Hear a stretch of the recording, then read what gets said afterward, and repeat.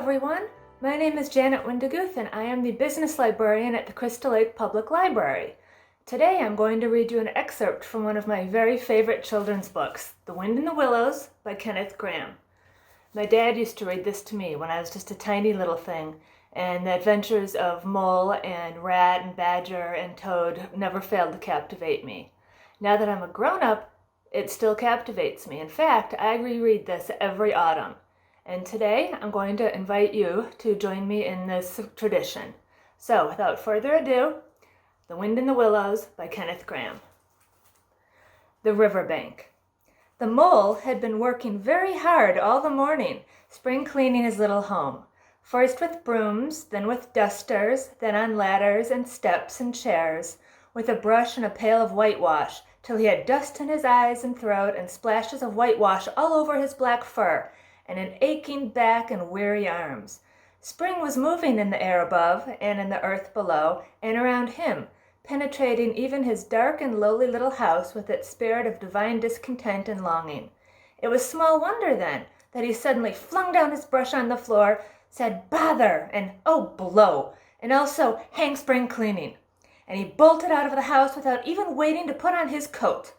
Something up above was calling him imperiously, and he made for the steep little tunnel which answered in his case to the gravelled carriage drive owned by animals whose residences are nearer to the sun and air. So he scraped and scratched and scrabbled and scrooged, and then he scrooged again, and scrabbled and scratched and scraped, working busily with his little paws and muttering to himself, up we go, till at last, pop! His snout came out into the sunlight, and he found himself rolling in the warm grass of a great meadow. "This is fine," he said to himself. "This is better than whitewashing." The sunshine struck hot on his fur, soft breezes caressed his heated brow, and after the seclusion of the cellarage he had lived in so long, the carol of happy birds fell on his dulled hearing almost like a shout. Jumping off all his forelegs at once in the joy of living and the delight of spring without its cleaning, he pursued his way across the meadow till he reached the hedge on the further side. "Hold up," said an elderly rabbit at the gap. "Sixpence for passing by the private road." He was bowled over in an instant by the impatient and contemptuous mole, who trotted along the side of the hedge, chaffing the other rabbits as they peeped hurriedly from their holes to see what the row was about. "Onion sauce," he remarked jeeringly, and was gone before they could think of a thoroughly satisfactory reply. Then they all started grumbling at each other. "How stupid you are! Why didn't you tell him? Well, why didn't you say, you might have reminded him?" And so on in the usual way, but of course it was much too late, as is always the case. It all seemed too good to be true. Hither and thither through the meadows he rambled busily, along the hedgerows, across the copses, finding everywhere birds building, flowers budding, leaves thrusting, everything happy and progressive and occupied. And instead of having an uneasy conscience pricking him and whispering, "Whitewash," he somehow could only feel how jolly it was to be the only idle dog among all these busy citizens.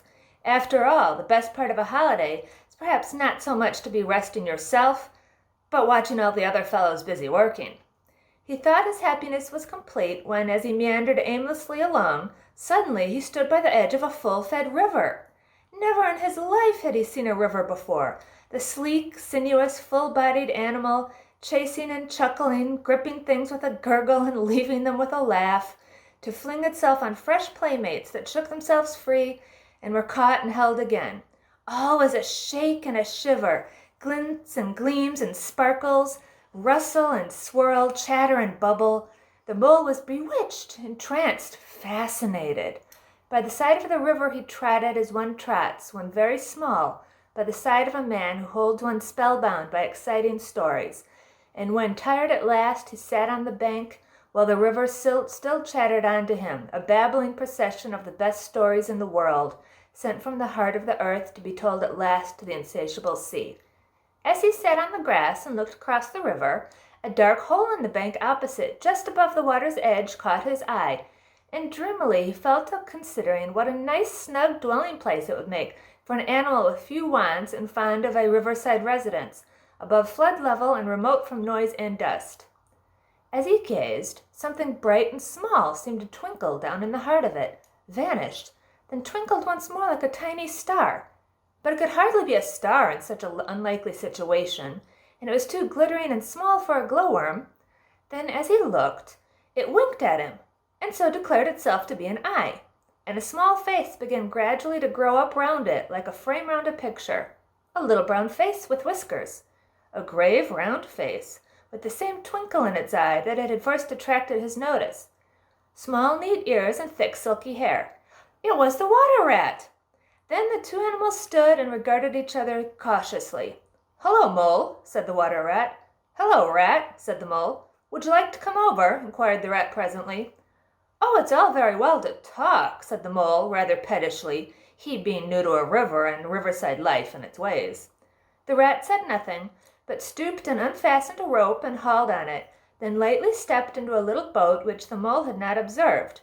It was painted blue outside and white within, and was just the size for two animals, and the Mole's whole heart went out to it at once, even though he did not yet fully understand its uses. The rat sculled smartly across and made fast. Then he held up his forepaw as the Mole stepped gingerly down. "Lean on that," he said. "Now then, step lively." And the Mole, to his surprise and rapture, found himself actually seated in the stern of a real boat. "This has been a wonderful day," said he, as the rat shoved off and took to the sculls again. "Do you know, I've never been in a boat before in all my life." "What?" cried the rat, open-mouthed. "Never been in a... you never... well, what have you been doing then?" "Is it all nice as that?" asked the Mole shyly, though he was quite prepared to believe it as he leaned back in his seat and surveyed the kitchen, the curtains, the oars, the rowlocks, and all the fascinating fittings, and felt the boat swaying lightly under him. "Nice? It's the only thing," said the water rat solemnly, as he leaned forward for his stroke. "Believe me, my young friend, there is nothing, absolutely nothing, half so much worth doing as simply messing about in boats. Simply messing," he went on dreamily. "Messing about in boats, messing—" "Look ahead, Rat!" cried the Mole suddenly. It was too late. The boat struck the bank full tilt. The dreamer, the joyous oarsman, lay on his back on the bottom of the boat with his feet in the air. "About in boats or with boats," the rat went on composedly, picking himself up with a laugh. "In or out of 'em, it doesn't matter. Nothing seems to really matter. That's the charm of it. Whether you get away or whether you don't. Whether you arrive at your destination or whether you reach somewhere else, or whether you never get anywhere at all, you're always busy, and you never do anything in particular. And when you've done it, there's always something else to do, and you can do it if you like, but you'd much better not. Look here!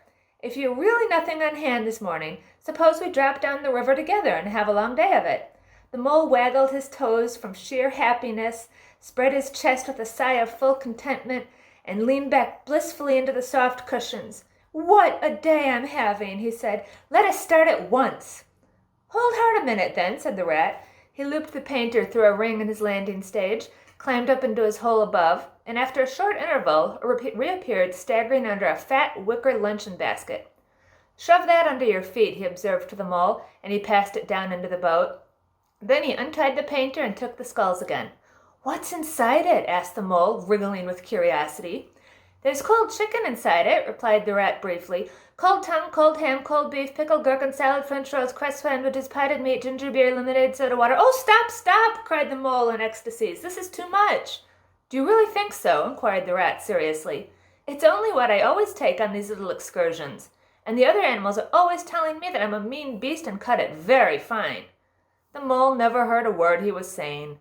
Absorbed in the new life he was entering upon, intoxicated with the sparkle, the ripple, the scents, the sounds in the sunlight, he trailed a paw in the water and dreamed long waking dreams. The water rat, like the good fellow he was, sculled steadily on and forbore to disturb him. "I like your clothes awfully, old chap," he remarked after some half-hour or so had passed. "I'm going to get a black smoking suit myself some day as soon as I can afford it." "I beg your pardon," said the Mole, pulling himself together with an effort. "You must think me very rude, but this is all so new to me. So this is a river." "The river," corrected the rat. "And you really live on the river? What a jolly life!" "By it and with it and on it and in it," said the rat. It's brother and sister to me, and aunts and company and food and drink and, naturally, washing. It's my world, and I don't want any other. What it hasn't got is not worth having, and what it doesn't know is not worth knowing. Lord, the times we've had together, whether in winter or summer, spring or autumn, it's always got its fun and excitements. When the floods are on in February, my cellars and basement are brimming with drink that's no good to me, and the brown water runs by my best bedroom window, or again when it all drops away and shows patches of mud that smell like plum cake, and the rushes and weed clog the channels, I can potter about dry shod over most of the bed of it and find fresh food to eat and things careless people have dropped out of boats. But isn't it a bit dull at times? The mole ventured to ask. Just you and the river and no one else to pass a word with? No one else to... Well, I mustn't be hard on you, said the rat with forbearance. You're new to it, and of course you don't know. The bank is so crowded nowadays, many people are moving away altogether. Oh no, it isn't what it used to be, not at all. Otters, kingfishers, dab chicks, moorhens, all of them about all day long and always wanting you to do something, as if a fellow had no business of his own to attend to. What lies over there? Asked the mole, waving a paw toward a background of woodland that darkly framed the wattle meadows on one side of the river. That? Well, that's just the wild wood, said the rat shortly. We don't go there very much, we river bankers. Aren't they very nice people there? Said the mole, a trifle nervously. Well, replied the rat, let me see. The squirrels are all right, and the rabbits, some of them, but rabbits are a mixed lot. And then there's Badger, of course. He lives right in the heart of it. Wouldn't live anywhere else either if you paid him to do it. Dear old Badger. Nobody interferes with him. They better not, he added significantly. Why, who should interfere with him? Asked the mole. Well, of course there are others, explained the rat in a hesitating sort of way. Weasels and stoats and foxes and so on. They're all right in a way. I'm very good friends with them. We pass the time of day when we meet and so forth. But they break out sometimes, there's no denying it, and then, well, you can't really trust them, and that's a fact. The mole knew well that it is quite against animal etiquette to dwell on possible trouble ahead, or even to allude to it, so he dropped the subject. And beyond the wild wood again, he asked, where it's all blue and dim, and one sees what may be hills, or perhaps they mayn't, and something like the smoke of towns, or is it only cloud drift?